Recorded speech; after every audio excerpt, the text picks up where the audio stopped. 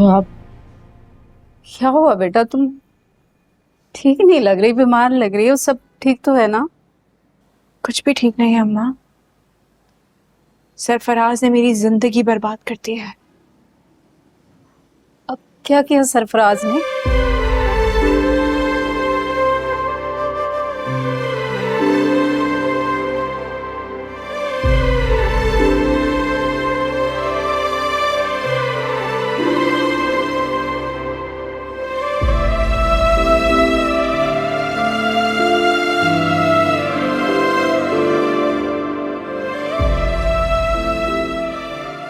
बेटा जब घर पे कोई नहीं था तो उसका वहां आना कैसे मुमकिन हुआ? माँ, जहाँ दुआ हो वहां तो कुछ भी मुमकिन हो सकता है। आप इतना हैरान क्यों हो रही? जब घर पर कोई नहीं था तो जाहिर है दुआ ने ही सरफराज को बुलाया होगा ना। साहब, तुम भी मुझ पे इल्जाम लगा रहे हो। इल्जाम क्यों ना लगाऊं? जब तुम इतना सब कुछ कर सकती हो तो मैं कुछ बोल भी नहीं सकती।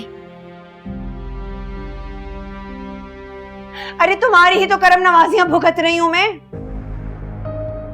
मेरा घर तुमने बर्बाद कर दिया, मेरा शौहर तुमने मुझसे छीन लिया और मैं इल्जाम ना लगाऊं? मेरी इतनी कोशिशों, इतनी मोहब्बत के बाद जिस इंसान ने मेरी कभी परवाह नहीं की वो तुम्हारे लिए तुम्हारे घर तक पहुंच गया।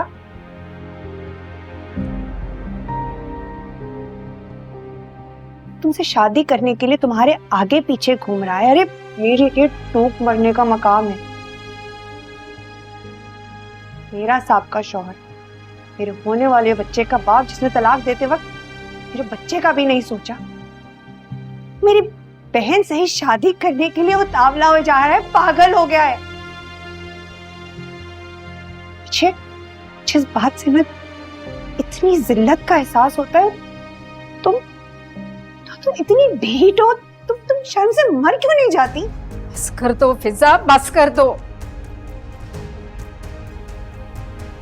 तुम आपस में तो ना उलझो ना। नहीं अम्मा, इसको बोलने दे। मैं भी देखूं इसके दिल में मेरे लिए कितना जहर है। मुझे भी तो पता चले कि कितनी नफरत करती है ये मुझसे। दुआ, जिस दिन तुम्हें पता चल गया ना कि तुम्हारी वजह से मेरे दिल का क्या हाल हो गया, उस दिन ये सवाल नहीं करोगे तुम।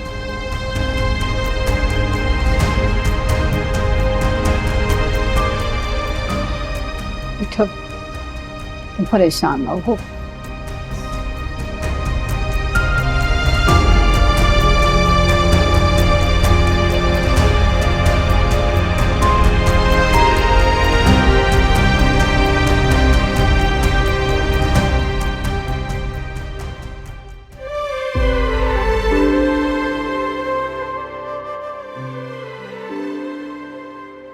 एक शख्स मेरे घर में घुस के मेरी नजरों के सामने मेरी इज्जत से खेल के जिंदा है, सिर्फ तुम्हारी वजह से। तुमने बचाया उसे। जो कुछ आपने देखा वो सच नहीं है। मैं सब समझ गया हूं कि क्या सच है और क्या झूठ। मैं तुम्हें छोड़ दूं और तुम सरफराज के पास चली जाओ, यही प्लान है ना तुम दोनों का? मेरे जीते जी मैं ऐसा होने नहीं दूंगा। तुम इसी घर में रहोगी, अपनी आखिरी सांस तक मैं तुम्हें नहीं छोड़ूंगा। लेकिन अब मैं तुम्हारे चेहरे की तरफ पलट के नहीं देखूंगा। जब तुम इतना सब कुछ कर सकती हो तो मैं कुछ बोल भी नहीं सकती। अरे तुम्हारी ही तो करम नवाजियां भुगत रही हूं मैं। मेरा घर तुमने बर्बाद कर दिया, मेरा शौहर तुमने मुझसे छीन लिया और मैं इल्जाम ना लगाऊं? मेरी इतनी कोशिशों, इतनी मोहब्बत के बाद जिस इंसान ने मेरी कभी परवाह नहीं की वो तुम्हारे लिए तुम्हारे घर तक पहुंच गया। तुमसे शादी करने के लिए तुम्हारे आगे पीछे घूम रहा है। अरे मेरे लिए टूक मरने का मकाम है। मेरा साबका शौहर, मेरे होने वाले बच्चे का बाप, जिसने तलाक देते वक्त मेरे बच्चे का भी नहीं सोचा। मेरी बहन से ही शादी करने के लिए वो तावला हो जा रहा है, पागल हो गया है। तुम्हारी बहन को मैंने तलाक दी सिर्फ इसलिए कि तुम और मैं एक हो जाए, और अब मुझे बेताबी से इंतज़ार रहेगा कि ये जो तुम्हारा घमंड है ना, ये टूटेगा ना। तो मुझे बहुत मजा आएगा। तू इतनी ढीठ हो, तुम शर्म से मर क्यों नहीं जाती?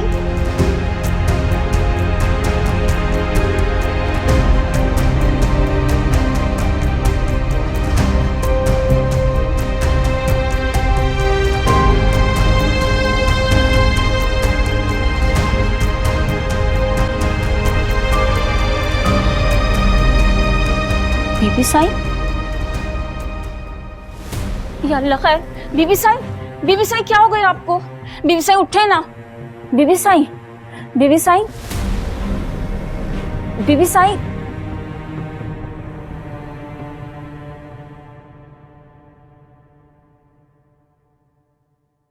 मैंने तो आप लोगों को पहले ही कहा था इनकी डाइट का और मेडिसिन का खास ख्याल रखना है, लेकिन लगता है आप लोगों ने तो बहुत लापरवाही बरती है।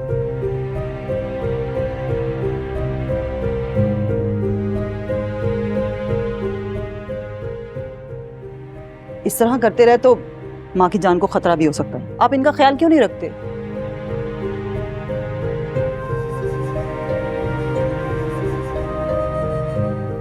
आइंदा ऐसी कोताही नहीं होगी।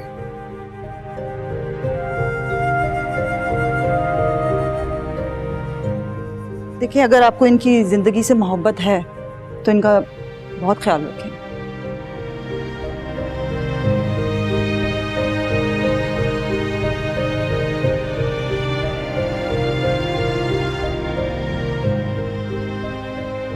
इनकी कंडीशन ठीक नहीं है, मुझे तो लगता है काफी दिनों से उन्होंने कुछ खाया भी नहीं है।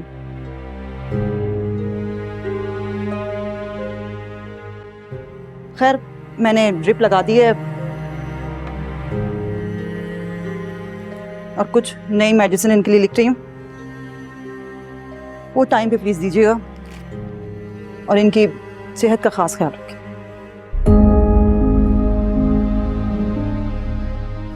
Thank you. अपना ख्याल रखें।